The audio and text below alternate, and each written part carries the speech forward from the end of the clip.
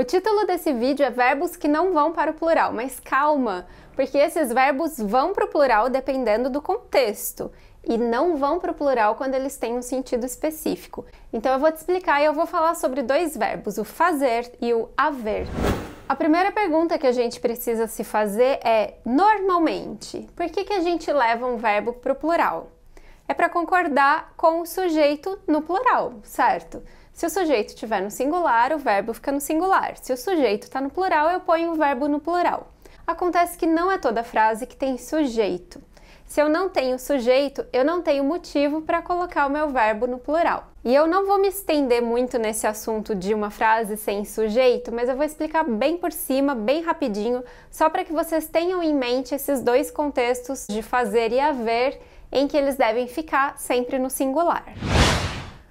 Quando a gente está falando sobre tempo decorrido ou tempo passado, a gente não tem sujeito na frase. Nessa frase, faz 5 anos que eu moro em São Paulo, o verbo fazer não está se referindo a nenhum sujeito. Alguém faz alguma coisa? Não. É só uma maneira de indicar um tempo que passou, um período que passou. E é a mesma coisa para o verbo haver. Eu também poderia dizer, há 5 anos moro em algum lugar. Há 5 anos estudo alemão.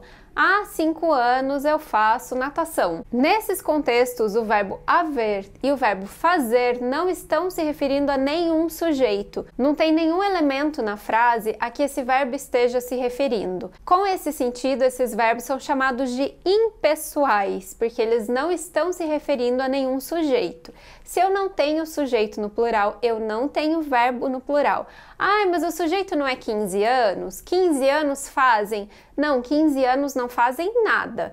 Essa é só uma estrutura usada para indicar um tempo que passou. Então, 15 anos não é sujeito nessa frase, tá?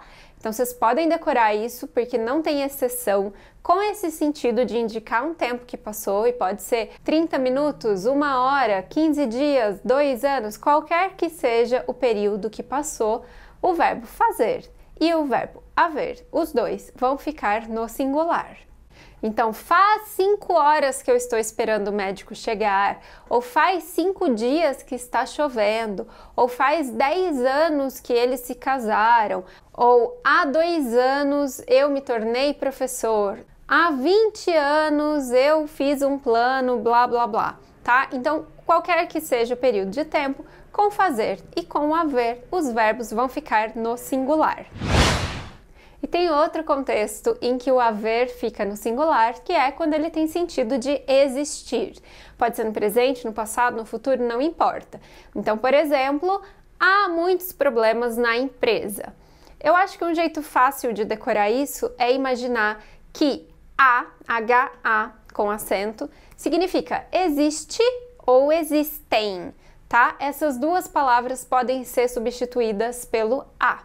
E a mesma coisa para qualquer tempo verbal, como eu mencionei. Então, se ontem existiram protestos na cidade, quando a gente usar o haver, a gente não vai fazer essa flexão.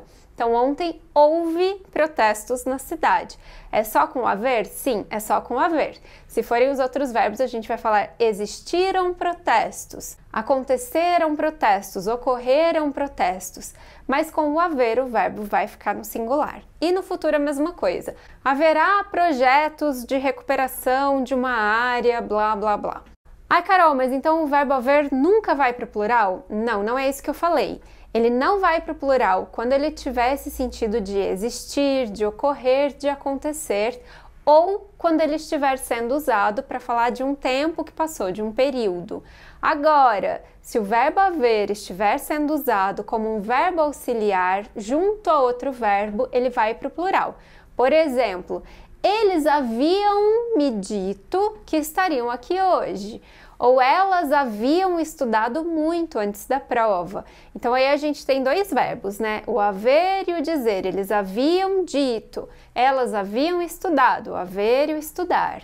Então, nesses contextos em que o haver é um verbo auxiliar, que poderia ser substituído por ter, no plural, eles tinham dito, elas tinham estudado, o plural acontece normalmente. A gente poderia falar muito mais coisas sobre esse assunto, a gente poderia falar sobre verbos impessoais, a gente poderia falar sobre frases sem sujeito, mas eu quero que esse vídeo seja bem curtinho para que vocês se acostumem com essas ideias principais e aí depois a gente pode aos poucos se aprofundar.